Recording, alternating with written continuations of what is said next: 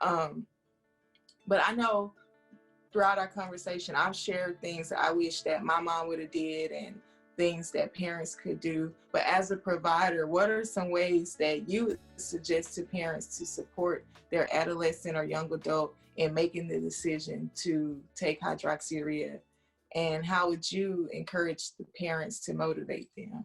What are some tips you would give? Yeah, I think empowering them uh, and engaging them in the decision to start, of course, nudging them in the right direction, which most of us parents know how to do. We figure out a way to make our kids sometimes think it's their idea. So use your superpowers as a parent to have the conversation, but have it flow in a way that ultimately the child of it possibly thinks that it's their decision. Um, you know, and also reminding them that starting a medication like hydroxyurea is not necessarily a lifetime commitment. Shamanika, you were really clear on this. Like, give it a solid try.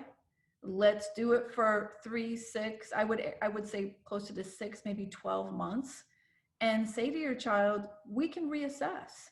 But I think the reassessment should be done pretty systematically. And what I mean is sit down with your child at the time that they're starting hydroxyurea and say, okay, in the last year, let's just write this all down in a journal. How many times have you been in the hospital? How many times have you had to have a transfusion? How many times have you missed school? How many times have you been in the hospital on your birthday or a holiday? How many parties have you missed?